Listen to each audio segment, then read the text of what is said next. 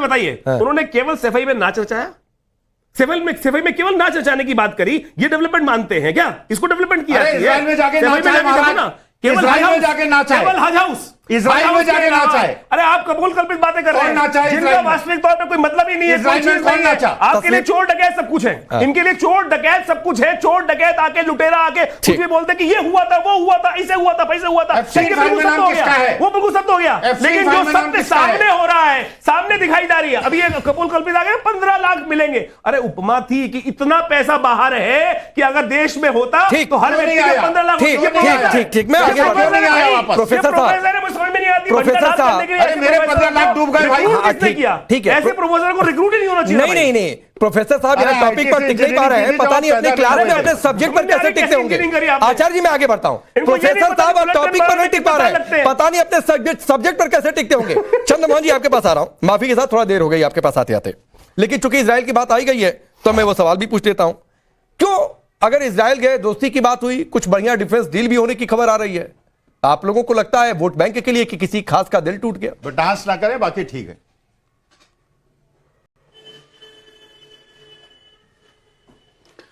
देखिए हमें क्या लगता है और क्या नहीं लगता राकेश पांडे जी, अब ये तो सरकार के अंदर मतलब ही नहीं रहा, क्योंकि उत्तर प्रदेश के मुख्यमंत्री जापान चले जाते हैं लेकिन काशी को क्योंटो बनते हुए नहीं देख पाते, और जब काशी के अंदर प्रधानमंत्री जाते हैं तो मंदिर और मस्जिद को टाटो और तिरपालों से ढक दिया जाता है।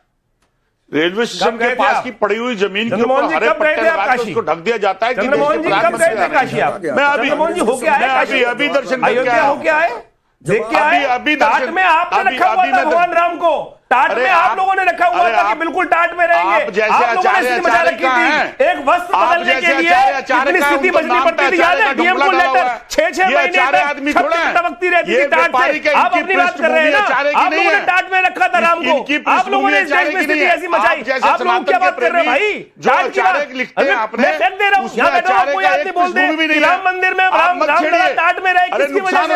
आप लोगों ने परमिशन नहीं दी, आपके डीएम थे कि नहीं भाई साहब नहीं मिल सकती है मुस्लिम मुस्लिम टोपी लगाने की। आचार्य जी एक मिनट सोच लीजिए, आचार्य जी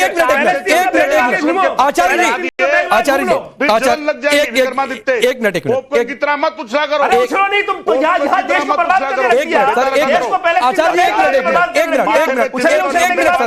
एक मिनट अलबत्ता एक मिनट चंद्रमोहन जी, अरे चंद्रमोहन जी रुकिए सर, रुकिए। अलबत्ता मैं डिबेट में पर्सनल होने का विरोधी हूं, और अलबत्ता मैं ये भी कह रहा हूं कि कोई पर्सनल ना हो और किसी की, हर कोई दूसरे का मान सम्मान का ध्यान रखे। लेकिन फिर भी आप कह रहे हैं इनके चिट्ठे पत्रे खोल देंगे, ये व्यापारी हैं। तो आपको सर 1 मिनट देता हूं, इनके चिट्ठे पत्र ही आज खोल दीजिए। खोलो बताओ। आचार्य विक्रमादित्य के अगले 1 मिनट आप चिट्ठे पत्र खोल दीजिए। खोलो, कौन से चिट्ठे खोल रहे बताओ, कौन सा चिट्ठा खोल रहे भाई साहब? ऐसा अरे छोड़ो ना भाई साहब, कौन चिट्ठा बताओ। आज नेशनल चैनल पे आकर मेरे को इतना इंपॉर्टेंट बना दो कि नहीं सर 1 मिनट रुक जाइए। आचार्य जी आपने बहुत बोल लिया, रुकिए सर, मैं आपको अलग से समय दूंगा, लेकिन आप ये कोई बात नहीं थी कि चिट्ठे पत्र खोल देंगे। आप खोलना ही चाहते हैं तो पहले वही कर लीजिए, फिर डिबेट करते हैं। आप यही चाहते हैं तो अरे राकेश पांडे जी अभी इसके बाद आधे घंटे की डिबेट रख लेना इसके साथ। अभी बोलो ना भाई साहब, एक पॉइंट बोल दो, एक पॉइंट बोल दो राकेश जी। एक पॉइंट बोल दे। अगर इसको सभ्यता ना आती हो तो सिखा के भेजो वहां से। अरे तू तड़ाक तो करना मत भाई साहब, तू तड़ाक मत करना। आपकी सभ्यता यही है, आप जिस पार्टी के हो यही आपकी समझ में है, यही आपको सिखाया जाता है कि जब देश के अंदर सम्मान की बात चल रही है कपड़े उतार के खड़े हो जाओ, नंगे खड़े हो जाओ। आपकी सभ्यता यही है ना कि देश पूरा विश्व देखने आया। एक मिनट आचार्य जी प्लीज आचार्य जी, आप दोनों लोग शांत होंगे, आप दोनों लोग शांत होंगे। 1 मिनट आप दोनों लोग शांत होंगे, दोनों लोग। चंद्रमोहन जी सुनिए सर, सुनिए, मैंने इसलिए ये बात कही थी, अब सुनिए सर प्लीज, मैंने इसलिए ये बात कही थी कि पर्सनल नहीं हुआ जाता है, चिट्ठा पत्रा किसी का खोल देंगे ये करने के लिए डिबेट में नहीं बुलाया जाता है। आपको लगा कि आचार्य विक्रमादित्य ने आपकी बारी में बोला, टोका, आप बोलते, मैं उनको रोकता, आपको समय देता, इसलिए मैंने ये बात कही। आपको नहीं जाना चाहिए था पर्सनल कि आचार्य नहीं है, ये व्यापारी हैं, इनका चिट्ठा पत्रा खोल दूंगा, ये नहीं करना चाहिए था। आ जाइए जवाब दीजिए जो मैंने सवाल पूछा था, इसको छोड़िए। अब मैं आपकी अब बीच में बिना इंटरप्ट नहीं बोलेंगे, आप शांत रहेंगे आचार्य जी, बस नहीं बोलेंगे, मैंने बोल दिया, आप बोलिए। नहीं, कोई बंदा अपने आप को, कोई व्यक्ति अपने आप को सनातन का प्रहरी बने तो उसको सुनना भी पड़ेगा। अगर वो सनातन के लिए किसी भी व्यक्ति के ऊपर विरोध करेगा, मेरा विरोध आचार्य विक्रमादित्य से नहीं है, आचार्य विक्रमादित्य के उस पहनावे से जो वो पहनावा पहनकर माथे पर तिलक लगाकर भाषण देने जाते हैं, पहली बात। किस पहनावे? नहीं, एक सेकंड, बोलने की फितरत मैं बोलूंगा सर, लिख लो आचार्य आप, तो इतनी मैं बोलूंगा सभ्यता और मान सर, इनके रखनी चाहिए पहनावे में क्या बुराई है? बीच में अगर मैं सुन रहा हूं तो बीच में आप मेरी बात सुन के बोलिए। नहीं सर, तो अब फिर वही बात है, मैंने कहा था मुद्दे की बात आपने नहीं एक minute sir, Chandramohan ji please sir, मुद्दे पर ही रहूंगा सर, मैं मुद्दे पर ही रहूंगा चंद्रमोहन जी सर, मैं मुद्दे पर ही रहूंगा।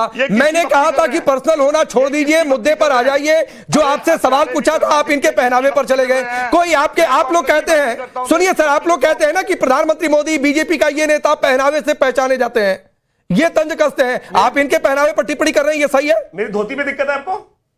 मेरी धोती में दिक्कत है, मेरे तिलक में आचार्य दिक्कत है। आचार्य तो ये नहीं करना था आपको। आचार्य विक्रमादित्य के पहनावे से कोई दिक्कत नहीं होनी चाहिए थी। आप सवाल पर आइए, फिर मैं कह रहा हूं सवाल पर आइए।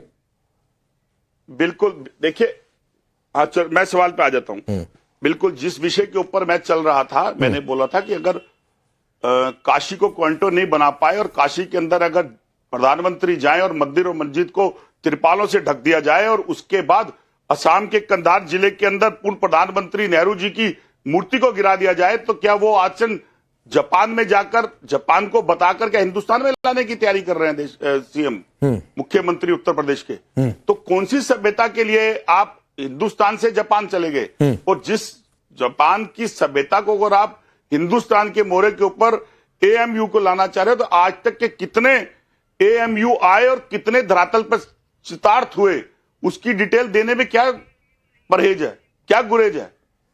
अगर उसके लिए आप कुछ करके ला रहे हैं, उस लाने की इच्छा के अंदर अगर आपके पास कोई एएमयू से कोई धरातल के ऊपर प्रैक्टिकल हुआ, तो फिर उत्तर प्रदेश के अंदर बेरोजगारी क्यों है?